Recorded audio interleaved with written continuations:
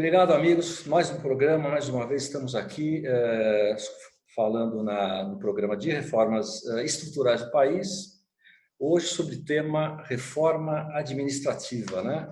Com um parlamentar extremamente ativo nessa questão, o deputado professor Israel, que vai trazer aqui o seu parecer, a sua ideia a respeito da tão famosa e já polêmica, enfim, ou não sei o que, reforma administrativa que queremos. Enfim, todos os brasileiros querem que ela se realize de alguma maneira ou de outra, para a gente poder ter um rumo aqui pelo Brasil para frente. Então, primeiro, eu queria agradecer o professor Israel Batista pela sua disposição, pelo seu tempo, por estar aqui conosco hoje, trazendo o seu conhecimento a respeito de um tema tão importante, tão estrutural para a vida dos brasileiros. Então, professor, tudo bem? Prazer tê-lo aqui conosco. Obrigado pelo convite, presidente. É muito gratificante poder falar sobre a reforma administrativa, dizer quais são nossas críticas ao texto da PEC 32, enviado pelo governo ao Congresso Nacional, e falar um pouco sobre a atuação da Servir Brasil, que é a Frente Parlamentar Mista em Defesa do Serviço Público, que está fazendo esse debate no âmbito do Congresso Nacional. Muito bom, isso é muito bom. Então, deputado, qual é a sua visão em relação à proposta de emenda à Constituição, a PEC 32, de que trata essa reforma encaminhada ao Congresso Nacional? Então, dá uma visão para nós, para o seu pensamento, e depois a gente debate em cima disso. Bem, a minha visão sobre a reforma administrativa enviada pelo governo é que o governo apresenta um diagnóstico relativamente acertado sobre a situação. Nós precisamos aperfeiçoar o serviço público e esse aperfeiçoamento tem que ser constante, né? Mas, ao mesmo tempo que o governo apresenta um bom diagnóstico, ele apresenta como soluções um prognóstico equivocado. As soluções estão equivocadas. Primeiro porque a PEC 32 é uma PEC impactante, muda significativamente o texto constitucional, altera 27 trechos da Constituição, introduz 87 novos trechos, inclusive 4 artigos inteiros. É uma PEC excessiva para uma reforma dita administrativa, né? E essa proposta, ela diz que o serviço público brasileiro precisa melhorar sua qualidade, diagnostica que a má qualidade se concentra nos municípios, especialmente os municípios mais precários, e apresenta como solução principal o fim da estabilidade do servidor público. Mas todas as pesquisas mostram que é justamente nos municípios apontados como os de pior qualidade que você não tem estabilidade do serviço público e que você tem as indicações até mesmo de professores por vereadores e prefeitos. Ou seja, se você está me dizendo que há um problema com o serviço público e que a má qualidade está associada à precariedade do vínculo dos servidores com o Estado, você não pode me dizer que o remédio é o fim da estabilidade.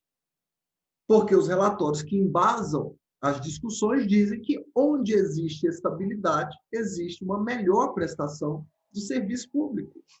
Então, o diagnóstico não condiz com os remédios passados. E isso é um problema muito sério.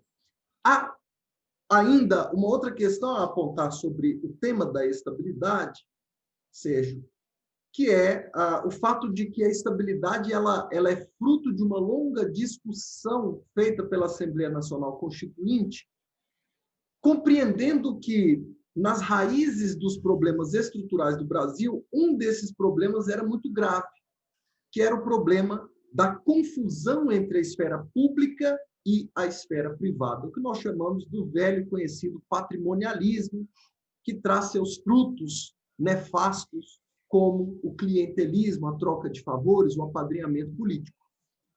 E, naquela Constituinte, os parlamentares debateram profundamente com base nos estudos dos maiores brasilianistas. Então, o que deu sustentação para a criação da estabilidade foi a obra de um Sérgio Buarque de Holanda, o Raízes do Brasil, obra do Raimundo Faoro, que era Os Donos do Poder, né? O Coronelismo, Enxada e Voto, do Vitor Nunes Leal, foi muito importante no debate constitucional de 88. Né?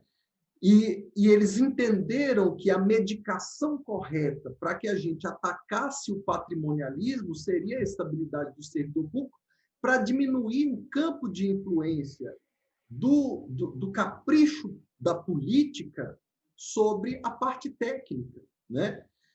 E agora me parece que esse debate é um pouco assodado, quer dizer, você diz que a doença está relacionada à falta da estabilidade e você ataca a estabilidade. Como assim? Tem algo errado nessa avaliação. A PEC traz outro problema, além de propor o fim da estabilidade, que é a extinção do regime jurídico único. Isso nos preocupa, porque até a criação do regime jurídico único, havia uma confusão jurídica imensa entre os servidores. Você prestava concurso para professor de uma universidade, você chegava na sala da coordenação do curso, você tinha colegas com 5 outros vínculos diferentes. Né? E isso gerava uma confusão imensa. Então, a proposta de substituir o regime jurídico único por outros regimes de contratação muito mais vulneráveis é preocupante. Né? Outro ponto é a questão do princípio da subsidiariedade, que estabelece que o Estado deve agir em complementação à iniciativa privada em todas as áreas. Mas a gente sabe que existem áreas que são muito bem servidas pelo mercado e outras que precisam do Estado, ou seja, colocar o princípio da subsidiariedade na Constituição pode não ser o melhor caminho, nós discordamos dessa medida. Lembrando que esse princípio surgiu pela primeira vez positivado na lei, ou seja, escrito na lei, na Carta de Lavoro de Benito Mussolini, ainda na década de 20, que tem uma carga ideológica muito forte desse princípio e que, após os anos 80, o princípio da subsidiariedade foi usado como fórmula de desmonte do estado de bem-estar social, que se erigiu nos países ocidentais no pós-Segunda Guerra. Outra preocupação que nós temos ainda nessa avaliação geral é que a PEC 32 autoriza o Poder Executivo a extinguir órgãos e cargos por decreto. E isso não dá para a gente aceitar, né? Porque algo que pretende ser um símbolo de modernização, na verdade, é um retrocesso aos tempos do Império, né? Onde havia ali a derrubada, né? Toda vez que se trocava um primeiro-ministro, que era o presidente do gabinete imperial brasileiro. Então, isso fragiliza os nossos cargos. E com essa guerra ideológica que se impôs, que é uma guerra absolutamente inútil, ela só gera confusão nos jantares de família e nas redes sociais, né? A gente devia estar debatendo coisa séria, quer dizer, como é que nós vamos fazer, como é que nós vamos melhorar, mas a gente está numa guerra, né? Nós não teríamos a Fundação Palmares mais. Se essa regra estivesse valendo, já teríamos extinto a Fundação Palmares, que foi tão importante para o país e que agora vive um processo de desmonte. Né? Dia 20, agora, sexta-feira, foi o Dia da Consciência Negra, a gente viu quanto a gente precisa de estruturas de conscientização para o nosso país. Né? O IBGE, o INPE. O INPE só está em pé porque ele está protegido pela legislação, que é o Instituto Nacional de Pesquisas Espaciais. Nós não podemos perder de vista que quando o INPE disse que houve um aumento de queimadas no Pantanal, e o senhor sabe que o acúmulo desde 2019 é de 593% mais de queimadas, eu sou membro da Comissão de Queimadas do Congresso, né? O cientista que estudou os dados de satélite foi chamado de inimigo do governo comunista pelo vice-presidente. Eu fiquei muito preocupado. Mas esse cientista pôde dar uma resposta altiva. Né? Ele disse, senhor vice-presidente, o senhor é um general de 5 estrelas, mas eu gostaria de adverti-lo de que, em ciência, quem tem 5 estrelas sou eu, o senhor me respeite. Ele só pôde fazer isso porque ele está protegido pela estabilidade, porque o INPE está protegido, pois só poderia ser extinto com a autorização do Congresso Nacional. Né? Então, é uma reforma que propõe o Estado com o corpo desossado, Sérgio. um Estado como um saco vazio, sem uma estrutura que não permita que ele seja tão dependente dos ventos das eleições. Eleições, democracia são um valor importante para nós, mas um Estado bem estruturado, que não seja simplesmente levado pelos ventos da política, também é importante. Nós precisamos equilibrar a política e a técnica, porque a política é importante para a democracia e a técnica é importante para a continuidade das ações do Estado ao longo do tempo. Então, era isso que eu queria dizer para esse nosso início aqui, esse panorama geral do que a gente pensa sobre essa reforma. Perfeito, deputado. Eu acho que equilíbrio, você falou bem nesse final, na minha opinião, o equilíbrio realmente é o fator principal e preponderante, né, que acho que todo brasileiro tem como expectativa, né? É o equilíbrio, né, dessas funções, né? Bom, eu já ouvi outros, enfim, outros parlamentares, enfim, outras pessoas envolvidas no projeto e posso ter entendido errado, mas me parece que você vai ter, pelo menos dentro do projeto, você tem algumas funções que eles chamam de funções do Estado, e essas mantêm aí a questão da preservação da atividade profissional gerada, né? Ou seja, fugiu a palavra, da estabilidade, né? Estabilidade. Então, me parece que mantém a estabilidade em funções essenciais de governo, que eles chamam de funções essenciais de governo, que para mim faz sentido, evidente, né? Policial só pode ser uma função de Estado, né? E coisas muito parecidas com esse tipo de função, né? Dentro dessa lógica, e que a preocupação, acho que a gente escuta muito das pessoas em geral, é justamente a questão da meritocracia, né? Aplicada às atividades profissionais, né? A questão que você falou de reforma, o governo pretende fazer uma reforma, vamos dizer assim, em toda a estrutura das atividades profissionais dentro do Estado.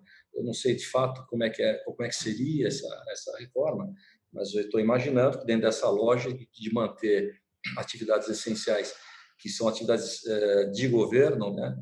Aí com a estabilidade, e atividades assim, que hoje o próprio mercado privado, né? Por isso que acho que você deve ter feito esse comentário, hoje também tem a mesma função, né? Como é que você percebe, vamos dizer, essa questão, né? Porque eventualmente vamos imaginar, por exemplo, um professor do ensino fundamental, por hipótese, vamos colocar dessa forma. Se você tem tanto professor que vai fazer um concurso público e que vai fazer carreira, como você talvez poderá ter também aí hoje o professor que não está, por exemplo, nessa linha, não fez o curso público, enfim, não entrou, não fez todo o regramento disso para poder ser um servidor público, né? Mas, enfim, ele poderá concorrer dentro dessa nova lógica, essa carreira de professor também no Estado, enfim, né? E qual seria, vamos dizer assim, o critério de se fazer o recrutamento desses profissionais, né? Então, essa é uma outra pergunta. É dentro de uma meritocracia, ou seja, de uma análise curricular, de uma análise de experiência profissional, enfim, né? Quer dizer, qual vai ser o critério, né? E aí vai o que você comentou, né? Isso pode ter um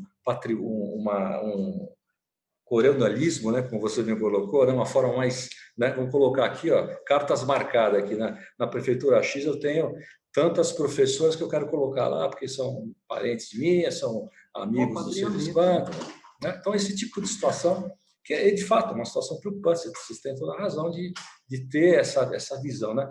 Então como fazer, enfim, como equacionar essas questões para que se haja mais harmonia nessa questão, né? Isso é uma coisa que também nos preocupa, evidentemente, né? Nós vamos ver como muitos que são abastecidos pelo serviço público feito pelo Estado como um todo, né? Inclusive na área da educação, enfim, diversos setores da economia, né? Que o Estado está muito presente. Então, como fazer que isso ocorra de uma forma tranquila, vamos dizer assim, e com justiça, né? Acho que isso é importante, ter justiça na contratação e na evolução de carreira para esses profissionais, né? Quer dizer, eu acho que a meritocracia, por exemplo, que é muito utilizada no setor privado, ser levado isso de uma forma muito mais clara, vamos dizer assim, não no setor público, talvez fosse uma coisa importante de se pensar, né? Porque hoje aquelas correções, aqueles quinquênios, enfim, todo aquele critério que hoje existe, né, no setor público, isso é uma coisa que é muito criticada, que muitas das vezes, talvez, esses profissionais, não digo a maioria, muito pelo contrário, acho que a grande maioria são pessoas qualificadas e estão lá com muita hombridade e representando muito bem o servidor público. Mas tem gente, mas em qualquer atividade tem isso, né? Tem aquelas pessoas que estão mais acomodadas, tal, porque ele sabe que vai ter aquela correção, tal coisa, e acaba se encostando e tudo mais, e mesmo assim não existe um critério claro de atualização, por exemplo, de vencimentos em função da meritocracia que aquele funcionário tem. Então, como é que você enxerga essa questão, né, para poder equalizar isso dentro desse cenário, né, que se põe aí pela frente? Aí? Bem, excelentes colocações. Primeiro, eu começo pela criação de dois grupos, duas categorias de servidores que nos preocupam bastante, né? Você tem uma extinção do regime jurídico único proposta pela PEC, e simplificando o que isso significa que alguns servidores serão considerados carreiras típicas de Estado e vão manter a sua estabilidade, e outros não vão ser estáveis, né? Bem, então, esse é o resumo, são duas categorias propostas pelo governo.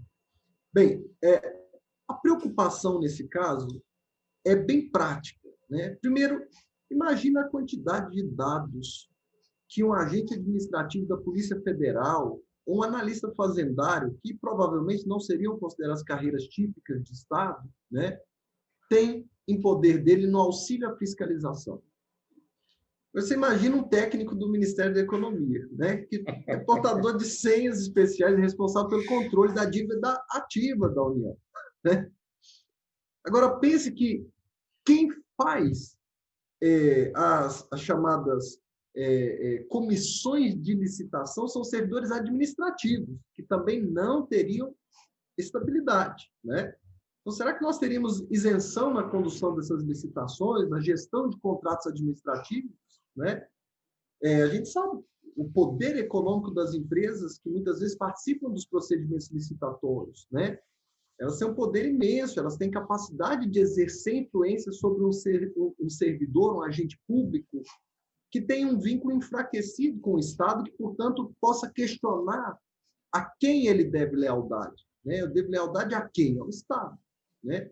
Bem, o outro problema dessa criação dessas duas carreiras, né, uma com estabilidade e outra sem estabilidade, é que a PEC pede para a gente aprovar o fim da estabilidade, manter a estabilidade para as carreiras típicas de Estado, mas não diz quais são as carreiras típicas de Estado.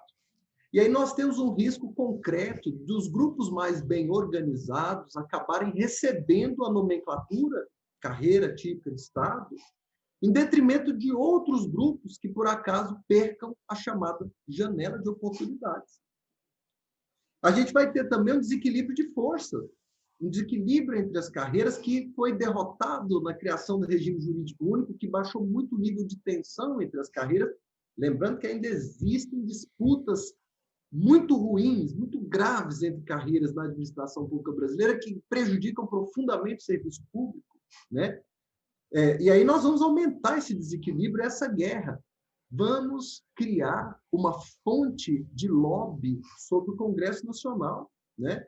Isso vai causar danos profundos aos interesses da sociedade. Então, o que nós, da Servir Brasil, defendemos, Sérgio, é que as carreiras típicas de Estado precisam ter estabilidade, mas que seus auxiliares, seus técnicos, seus analistas também precisam dessa proteção constitucional, porque o Brasil não é para amadores, né?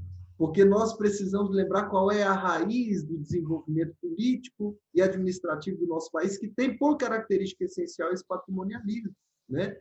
Então, se a gente tem um procurador com estabilidade, mas a equipe dele não tem, nós criamos um elo fraco no time desse procurador, né?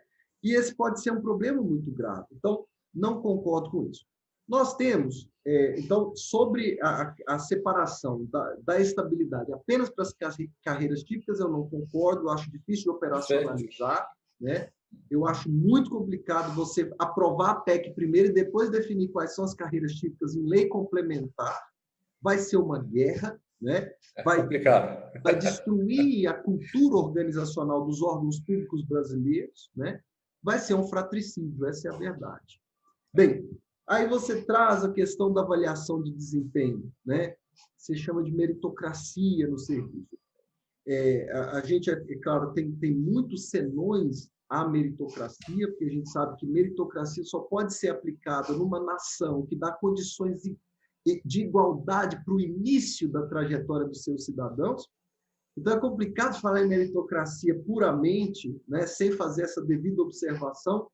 Nesse nosso país, né, dos nossos estudantes, 6 milhões não têm acesso à internet. Né? Quer dizer, como é que você cobra o mesmo desse menino em relação ao menino rico, né? Ao filhinho de uma família mais abastada, que é uma pessoa que teve outras condições?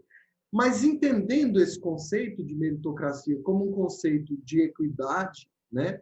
E que as pessoas busquem se esforçar, isso a gente defende, nós temos uma proposta de avaliação de desempenho, né? A proposta da Servir Brasil é que haja uma apresentação explícita e precisa dos critérios e parâmetros objetivos para que essa avaliação seja confiável, justa, impessoal, né? Porque senão a gente vai submeter os servidores às arbitrariedades da política, dos chefes, etc. Então, a avaliação tem que ser 360 graus, um servidor tem que avaliar o outro, né? A chefia tem que ser avaliada. Eu não posso julgar um servidor médico, por exemplo, sem antes avaliar quais são as condições de trabalho que ele tem, né? A gente também propõe que uma avaliação do serviço público ela tenha um diagnóstico sistêmico correto, com base nas evidências, né? É muito imprudente a gente apostar numa reforma abrupta que parte de um pressuposto errado de que o mal do serviço público estaria na estabilidade. Países que têm avaliação de desempenho demitem praticamente o mesmo percentual de servidores públicos que o Brasil. Ou seja, trata-se aqui de algo mais simples, porque a Constituição já nos ordena fazer a avaliação. O que nós não queremos é que a avaliação seja fonte de perseguições e de injustiças, e principalmente de pressões políticas indevidas, né? A política tem que ter o seu lugar e a parte técnica tem que ter o seu lugar na administração pública, né? Bem, e aí a gente sempre repete, né? Servidor público não tem medo de avaliação. Não tem. Agora, servidor público não aceita perseguição, né? E discricionariedade absurda. Isso não pode acontecer. Então, essa é a nossa visão sobre avaliação de desempenho. Dá para discutir, mas nós vamos escrever esse texto. Nós vamos aceitar o texto, por exemplo, do senador Lazier, né? Que a gente acha que é um texto que precisa de muitos reparos, porque não é adequado, né? Bem, e aí sobre os concursos públicos, que o senhor falou por último, há uma grande preocupação, porque o Brasil, desde a criação do DASP, nos tempos do nosso velho Vargas, né, que fez, naquele momento, houve uma mudança muito profunda da estrutura econômica do Brasil, da estrutura da administração pública brasileira, e ali nasceu o concurso público, né? Que foi a forma mais adequada para a gente medir a capacidade das pessoas de ingressarem nesse serviço. E, desde então, o Brasil vem se aperfeiçoando nisso, Sérgio. De modo que hoje nós somos o país com o melhor time na administração pública dentre todos os países da América Latina, né? Nós temos um corpo de profissionais profissionalizados, especialmente no âmbito federal. Nos estados, isso está melhorando muito. Em alguns estados mais ricos, né, o Distrito Federal, São Paulo, Paraná, Santa Catarina, você já tem aí um número de professores com mestrado e doutorado muito alto. O DF, por exemplo, é campeão, né, na quantidade de mestres e mestras nas escolas públicas, né? Então, o Brasil ele vem seguindo uma trajetória desde os anos 30, que é uma trajetória contínua, em que cada governante implantou ali um tijolinho nessa construção de qualificação profissional do nosso serviço público. Agora, nós somos um país continental, com mais de 5.500 municípios, e aí nos municípios a gente precisava ter mais coordenação, precisávamos que os governos estaduais e principalmente o governo federal se preocupassem mais em dar orientação para os municípios, né? Nós aprovamos a lei do Fundeb, o novo Fundeb, dentre as regras que nós colocamos é que para o município receber mais recursos, professor tem que passar por concurso. Não pode ser indicação do vereador. As escolas têm que ter um diretor que tenha uma prova de qualificação para ser diretor e que tenha uma eleição também. Quer dizer, são 2 critérios. A prova para ver se ele sabe o que ele vai fazer ali tecnicamente. E a eleição para ver se ele tem liderança na escola. Porque um diretor que não tem liderança, eu que sou professor há 20 anos, eu sei como funciona. Não vai. O diretor tem que ter liderança. Né? Ele não é só técnico, né? São as habilidades, né? As habilidades inerentes. Então, às vezes, você tem um diretor mais técnico, um vice-diretor com mais liderança, às vezes é o contrário, mas o que importa é que aquela chapa tenha passado pela prova e tenha passado pela aprovação da comunidade escolar. Então, nós colocamos isso no novo Fundeb, Sérgio, sabe? Porque isso é importante, o nosso país precisa avançar, principalmente nos municípios que são os entes federativos mais frágeis, que precisam da nossa proteção. É muito fácil falar em qualidade quando você está no Distrito Federal com a renda per capita alta, quando você está na capital paulista, no ABC, que são cidades ricas, né? Agora, vai falar de qualidade, meu amigo, lá no interior do Maranhão, com os municípios né, que não têm infraestrutura, que não têm corpo técnico qualificado, que dependem do apadrinhamento de um vereador, enfim. Então, concurso público é uma conquista. Nós podemos aperfeiçoá-los, obviamente. Eu acho, por exemplo, que o concurso público tem que ser menos bacharelista, né? E pegar mais o cargo que a pessoa está concorrendo. Por exemplo, você tem concurso para professor no Brasil que cobra mais direito do que a aula de biologia que o professor vai ter que dar. Isso a gente pode aperfeiçoar, trazer uma fase mais prática para o concurso, por exemplo, né, que eu não concordo que seja esse estágio probatório, e depois eu posso até explicar por quê, mas hoje eu não concordo com isso.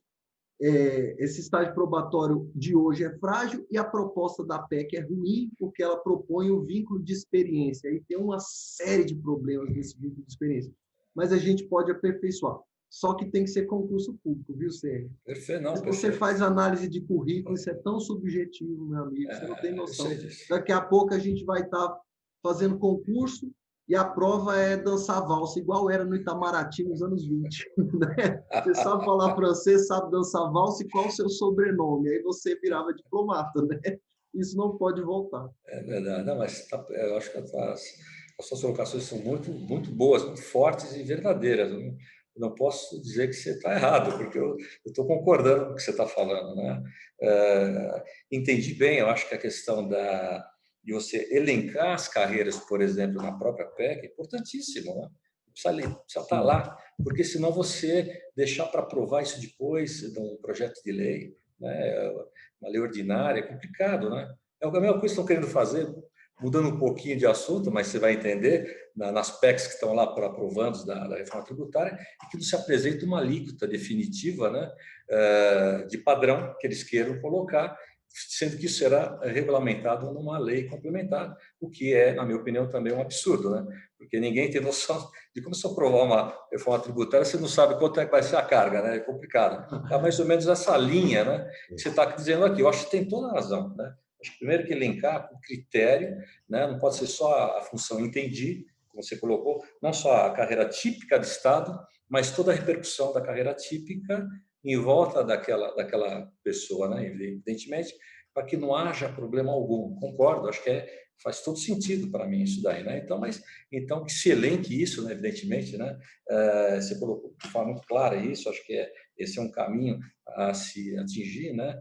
E todas as suas colocações são extremamente pertinentes. Eu acho que você tem que ter independência, sim, o funcionário público tem que ter independência. Afinal de contas, se ele não tiver independência, como é que fica isso, né? Ele vai ficar muitas vezes amarrado a alguém, né? Algum critério que não é adequado, isso é ruim. Eu acho que a outra questão que você colocou também, que eu entendi, a questão da meritocracia, eu acho que ela é importante, mas tem que ter os critérios muito mais, alguns subjetivos, como é o caso das habilidades, né? Que hoje se chama no mercado de soft skills, é uma coisa importante para análise funcional das carreiras, inclusive, né? Eu acho que a revisão de carreira também talvez seja importante ou não sei, porque eu não tenho a dimensão do número de carreiras que existe no país, né? Deve ser um número absurdo, então talvez até tenha que se fazer essa revisão, não sei, mas é uma coisa que se faça dentro de um critério técnico, né? Acho que isso que é importante, né? Isso é uma análise a se fazer, né? Na verdade. Olha, Então, eu Sérgio, queria te ouvir. qual é a nossa grande preocupação aí nesse aspecto, né? É que a reforma ela não pode ter por objetivo geral a economia. Porque uma reforma que tem por objetivo a economia, ela vai ser avaliada incorretamente no futuro, ou seja, conseguir cortar 20% dos custos. Então, foi um sucesso. Opa, espera aí, se eu não atendi a Dona Maria lá do bairro de periferia da minha cidade, a reforma foi um fracasso. Então, vamos trocar a economia pela qualidade do serviço público. A qualidade deve ser o objetivo principal de uma reforma administrativa. Bom, dito isso, a gente entende que é preciso revisar a quantidade de carreiras, torná-las mais racionalizadas, porque realmente tem muitas, mas isso tudo ouvindo os servidores, ouvindo as particularidades, ou seja, um debate amplo, democrático, que a gente topa fazer. Tá? A Frente Servir Brasil evita posições de cartilha, posições dogmáticas, que não são posições que favorecem ao debate, elas favorecem a você marcar posição para se exibir eleitoralmente. Não é isso que a gente quer resolver esse problema. Né? A gente tem nossas brigas muito fortes com o governo, porque a gente acha que esse governo não tem modos, não entende o que é ter a responsabilidade que tem, por isso chama o servidor de parasita, diz que é o inimigo que tem que pôr a granada no bolso do servidor, quer dizer, isso não ajuda em nada, né? Mas nós estamos dispostos a dar nossa contribuição para esse debate, inclusive alertando para os erros iminentes. E isso que o senhor colocou, da necessidade da gente reanalisar as carreiras, é algo que a gente concorda, tem que ser feito mesmo. Assim como a gente concorda que tem que ter uma avaliação de desempenho, né? E que a gente quer escrever essa avaliação, né? Querendo participar da elaboração do texto, quais são esses critérios, né? Então, para mim, isso é importante, eu concordo muito com o que o senhor falou, precisamos fazer essa revisão. Olha, deputados, nossa conversa está tão agradável, tão boa, a gente nem percebe o tempo passar. Nós até estouramos um pouquinho o nosso tempo, mas quando a conversa é agradável, é boa, e o papo é bom, a gente, infelizmente, passa o tempo aqui sem perceber muito, né? Mas já fica um convite ao deputado de vir a uma outra audiência nossa aqui para tratar desse tema mesmo, né? Para a gente dar continuidade, porque acho que é importante a gente estar subsidiando aqui os nossos ouvintes, as pessoas que nos escutam aqui, que é um número bastante expressivo da sociedade que está aqui nos assistindo. Então, seria importante a gente dar essa continuidade nesse debate que é de extrema importância para a sociedade, né? A gente acredita que hoje a gente tem duas reformas extremamente importantes para a sociedade, que é, de fato, a administrativa e a tributária, né? A tributária, porque vai ser o outro lado da moeda, né? Você falou em questão econômica, mas a gente tem que pensar nisso com muita clareza, porque, infelizmente, o governo tem ficado com seus orçamentos muito enxutos e, por outro lado, as empresas, hoje a sociedade também está com uma carga tributária bastante alta, então é um equilíbrio difícil de se continuar, né? Mas eu acho que tem critério sim, dá para se adotar. O Brasil é um país maravilhoso, como você mesmo colocou, isso aqui é um país continente, com 5.000 e tantos municípios, né? E a gente não pode negar que o Brasil é um país maravilhoso e que o brasileiro em si ele tem dentro de si aquela vontade sempre colaborativa, né? De fazer isso crescer, de fazer isso subir, né? Então, a gente acredita muito nisso, né? Então, o brasileiro sempre foi uma pessoa muito boa e colaborativa e com vontade de fazer o Brasil crescer. Então, dentro dessas lógicas, eu queria lhe fazer um convite, uma próxima reunião, a gente sentar aqui e continuar esse bate-papo, que não deu para conversar sobre tudo a respeito da reforma administrativa nesse prazo. E dou ali, passo para você agora as suas considerações finais dessa primeira fase, ficando o convite já para uma outra reunião que poderemos fazer em breve. Ok? Perfeito. Sérgio, muito obrigado pelo convite, fiquei muito satisfeito. Depois a gente pode ter a oportunidade de falar também sobre a reforma tributária, embora eu não esteja tão envolvido com esse debate. Eu tenho uma compreensão de que a reforma tributária poderia trazer muitos avanços se a gente conseguisse fazer uma reforma que mudasse o caráter punitivo dos tributos brasileiros sobre as pessoas mais pobres, que é uma tributação baseada no consumo. Isso é realmente muito ruim, impactante socialmente falando, né? Então, a gente precisava alterar esse nosso formato de tributação. Mas isso fica para uma oportunidade. Foi um papo maravilhoso. Muito obrigado pelo convite. Parabéns à FENACON e ao senhor pelo seu trabalho. Eu quero, então, deixar aqui o meu abraço a todos e dizer que a nossa frente parlamentar tem os seus meios de comunicação para vocês poderem tirar dúvidas, perguntar. Eu mandei aqui no nosso chat, depois vocês podem divulgar. Nós temos o WhatsApp da Servir Brasil para tirar dúvidas, né? Que é o 61-98194-4521. Esse é o WhatsApp. Você manda um oi, ele já começa a conversar com você e tirar suas dúvidas. Tem essa nossa equipe aí produzindo material. Tem as minhas redes sociais, onde eu coloco o nosso cotidiano lá, que é @profisrael, prof de professor Israel, tudo junto, Prof. Israel. E tem as redes da Frente Servir Brasil, que é @Servir Brasil. Então, muito obrigado, Sérgio, e conte comigo sempre que precisar. Um grande abraço. Muito obrigado, deputado professor Israel.